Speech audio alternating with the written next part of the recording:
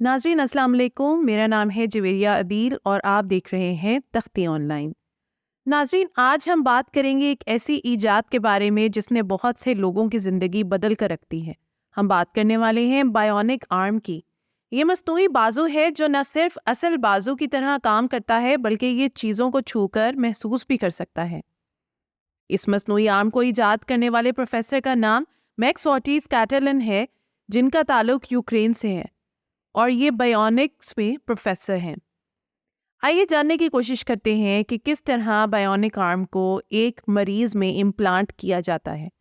इससे पहले कि हम जानें कि कैसे एक बायोनिक आर्म को इम्प्लांट किया जाता है, पहले ये जानते हैं कि एक बायोनिक आर्म क्या है। तो नाज़रीन, ये एक मसनूई बाजू है जो कि इलेक्ट्रॉनिक्स और बायोलॉजी को मिलाकर बनाया गया है। आखिर इसे बनाने की ज़रूरत क्यों पेश आई?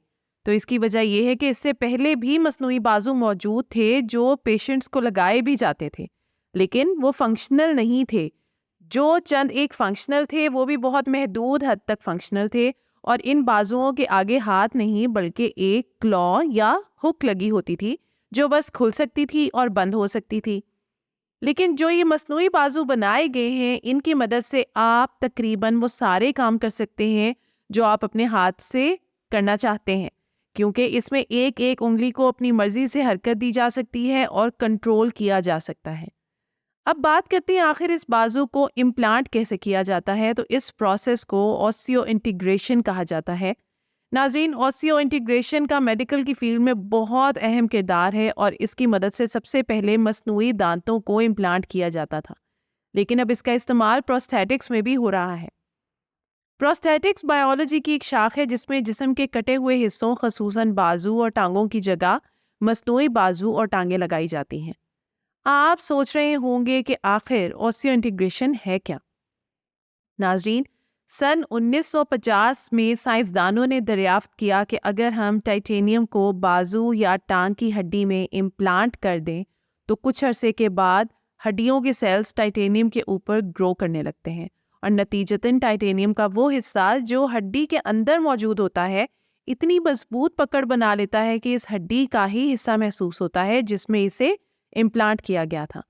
फर्ज करें कि किसी शख्स का बाजू इसकी कोहनी यानी कि एल्बो से ऊपर कटा हुआ है और वो बायोनिक आर्म इम्प्लांट करवाना चाहता है, तो सबसे पहले टाइटेनियम को इसके बाजू की हड्डी के बिल्कुल दरमियान में इम्प्लांट किया जाता है। टाइटेनियम का ये टुकड़ा एक स्क्रू की तरह का होता है। इम्प्लांटेशन के कुछ महीनों बाद टाइटेनियम के इस हिस्से पर हड्डियों के सेल्स पैदा हो जाते हैं और ये बहुत मजबूती से बाजू का हिस्सा बन जाता है, जबकि टाइटेनियम का वो हिस्सा जो हड्डी से आगे बढ़ रहा होता है इसे बायोनिक आर्म लगाने के लिए इस्तेमाल किया जाता है। लेकिन अगर बाजू एल्बो से नीचे कटी हुई हो तो इस सूरत में टाइटेनियम के दो टुकड़ों को इम्प्लांट किया जाता है, क्योंकि एल्बो के नीचे बाजू में दो बड़ी हड्डियां होती हैं जो इंडिपेंडेंटली हरकत करती हैं। फिर इन दो इम्प्लांट्स के सामने एक मसनूई जोड़ लगाकर इसके साथ बायोनिक आर्म को अटैच किया जाता है। इससे अगला स्टेप इलेक्ट्रोड्स की इम्प्लांटेशन है। इस स्टेप में इलेक्ट्रोड्स को मसल्स के अंदर और नर्व्स में इम्प्लांट किया जाता है और ऐसा इसलिए किया जाता है कि अगर इन्हें बाजू के बाहर यानी बाजू की सरफेस पर इम्प्लांट किया जाए तो ये पसीने की वजह से ख़राब हो सकते हैं। इसके अलावा ये इलेक्ट्रोमैग्नेटिक एक्टिविटीज़ के साथ भी इंटरैक्ट करते हैं, जिसकी वजह से मसनूई बाजू को कंट्रोल करना मुश्किल हो जाता है। अगर बाजू हाथ के बिल्कुल पास से कटा हो तो इस सूरत में लगाया जाने वाला प्रोस्थेटिक हैंड आसानी से कंट्रोल किया जा सकता है, क्योंकि हाथ के पीछे बाजू में बहुत से मसल्स होते हैं जो मसनूई हाथ को कंट्रोल करने में मदद देते हैं। लेकिन अगर बाजू एल्बो से ऊपर कटा हो तो इस सूरत में लगने वाली प्रोस्थेटिक आर्म को कंट्रोल करना आसान नहीं होता, क्योंकि एल्बो के ऊपर बस दो ही मसल होते हैं।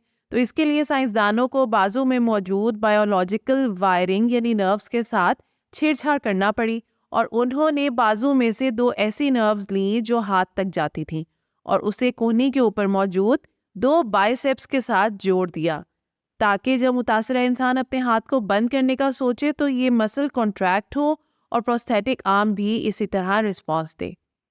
नाज़रीन, हमारे बाजू में तीन तरह की नर्व्स होती हैं जिन्हें मीडियन, रेडियल और अल्नर नर्व्स कहते हैं, जो हमें उंगलियों को कंट्रोल करने में मदद देती हैं।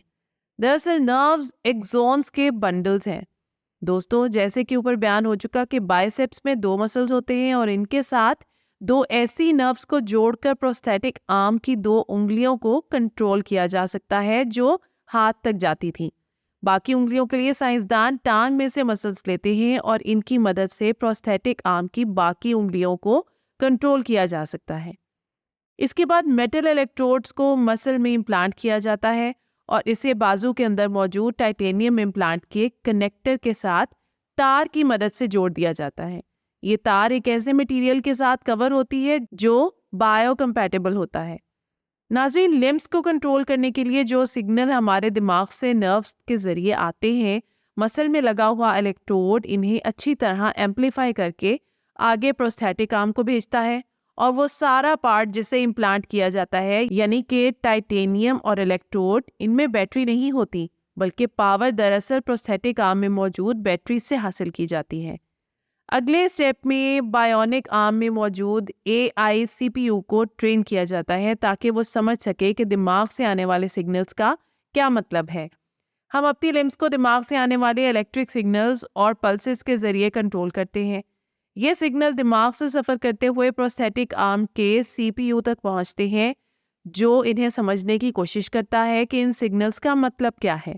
लेकिन ये AI CPU खुद ब खुद इस काबिल नहीं होता कि ये जान सके कि इन सिग्नल्स का मतलब क्या है, बल्कि इसे बाकायदा तौर पर ट्रेनिंग दी जाती है। इसे ट्रेन करने के लिए मरीज़ को कहा जाता है कि अपना हाथ खोल दे या बंद करने की कोशिश करे और इस दौरान दिमाग से आने वाले सिग्नल्स को रिकॉर्ड करके इन्हें कोड्स में कन्वर्ट करके AI CPU के लिए लेबल कर दिया जाता है, जिन्हें अब प्रोस्थेटिक आर्म का CPU समझ सकता है और आर्म में लगी मोटर्स को सिग्नल्स के मुताबिक कमांड दे सकता है। इससे अगला स्टेप मुतासरा शख्स की वर्चुअल रियलिटी के जरिए ट्रेनिंग करना होता है। इस ट्रेनिंग में मुतासरा शख्स के इम्प्लांट्स को केबल्स के जरिए कंप्यूटर से जोड़ा जाता है, जहां एक सॉफ्टवेयर इंस्टॉल होता है जिसमें एक वर्चुअल लिम्ब मौजूद होती है और मुतासरा शख्स को कहा जाता है कि इसकी मोशन को अपने दिमाग से कंट्रोल करे। ऐसा करके इसके मसल्स को बायोनिक आर्म्स को कंट्रोल करने के काबिल बनाया जाता है। नाज़रीन, इस ट्रेनिंग का एक फ़ायदा ये होता है कि मुतासरा शख्स का एक ख़ास किस्म का दर्द जिसे फैंटम लिम्ब पेन कहा जाता है वो ख़त्म हो जाता है। ये दर्द इस वजह से होता है कि हमारा दिमाग मिसिंग बॉडी पार्ट को लेकर कंफ्यूज होता है और इसे लग रहा होता है कि बाजू या टांग का ये हिस्सा या तो मुड़ गया है या जमा हुआ है, लेकिन है साथ ही, जबकि ऐसा नहीं होता।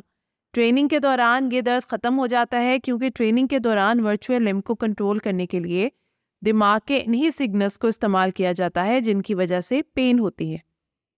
सबसे आखिरी स्टेप होता है प्रोस्थेटिक आर्म को इसकी जगह पर फिट करना। इस अमल में पेशेंट्स को लैब में बुलाकर इन्हें प्रोस्थेटिक आर्म पहनाई जाती है, जिसके बाद इन्हें रूटीन वर्क करने को कहा जाता है, जैसा कि मुख्तलिफ चीज़ों को उठाना या सूटकेस को पैक करना। ये कुछ ऐसे टेस्ट होते हैं जिनकी मदद से इस आर्म की फंक्शनैलिटी को चेक किया जाता है। अगर ज़रूरत महसूस हो तो इसकी फंक्शनिंग में थोड़ी बहुत एडजस्टमेंट की जाती है। नाज़रीन, आप ये जानकर हैरान रह जाएंगे कि मैक्स ऑर्टिज कैटलन की बनाई गई इस बायोनिक आर्म में चीज़ों को छू कर महसूस करने की सलाहियत भी मौजूद है। इस आर्म के हाथ की उंगलियों में सेंसर्स लगे होते हैं जो जब किसी चीज़ को छूते हैं तो इसके मुतालिक सिग्नल्स आर्म में लगे CPU को भेजते हैं और CPU ये सिग्नल आगे नर्व्स के ज़रिए दिमाग को भेजता है। क्योंकि ये सिग्नल्स नर्व्स के ज़रिए आ रहे होते हैं तो दिमाग समझता है कि ये सिग्नल असल हाथ से आ रहे हैं और नतीजे के तौर पर हम चीज़ों को महसूस यानी फील कर सकते हैं। दोस्तों, प्रोस्थेटिक आर्म के थम्स और इंडेक्स फिंगर में ये सेंसर्स लगे होते हैं जो इसे महसूस करके फील करने की सलाहियत से नवाजते हैं। दरअसल प्रोस्थेटिक आर्म की फील करने की कैपेबिलिटी इतनी तो नहीं होती जितनी कि असल हाथ की होती है, लेकिन ये जितनी है इसके भी बहुत फ़ायदे हैं। जैसा कि अगर मसनूई हाथ से कोई चीज़ गिर रही हो तो इंसान इस पर अपनी ग्रिप मजबूत करके इसे गिरने से रोक सकता है। अगर प्रोस्थेटिक आर्म की बैटरी की बात की जाए तो ये इंटरचेंजेबल होती है और रिचार्जेबल है, यानी जब भी बैटरी ख़त्म हो इसे तब्दील या चार्ज किया जा सकता है। आमतौर पर इस आर्म की बैटरी 1 दिन तक काम कर सकती है। नाज़रीन, फ़िलहाल इस प्रोस्थेटिक आर्म की कीमत $10,000 अमरीकी डॉलर है जो तकरीबन 28 लाख पाकिस्तानी रुपए बनती है।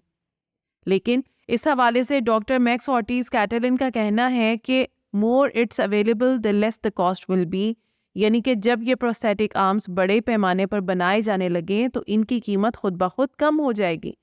आप ये जानकर हैरान हो जाएंगे कि मुस्तकबिल में इस टेक्नोलॉजी का इस्तेमाल करके इंसानों को सुपर ह्यूमन में तब्दील किया जा सकता है, जो आम इंसान से ज़्यादा वज़न उठा सकेंगे, ज़्यादा तेज़ी से दौड़ सकेंगे और ज़्यादा लंबे लंबे और ऊंचे ऊंचे जंप लगा सकेंगे।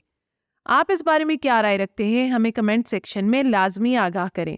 तो ये थी आज की वीडियो। उम्मीद करती हूँ कि ये वीडियो आपके लिए बहुत इन्फॉर्मेटिव और दिलचस्प रही होगी। आपसे गुजारिश है कि वीडियो को लाइक करें और ऐसी ही मज़ीद दिलचस्प, इन्फॉर्मेटिव और एजुकेशनल वीडियोस के लिए हमारे चैनल तख्ती ऑनलाइन को सब्सक्राइब करके बेल आइकॉन को भी लाजमी प्रेस कर लें। शुक्रिया। मिलते हैं किसी ऐसी ही नई वीडियो में। मुझे दीजिए इजाज़त। अल्लाह हाफिज़।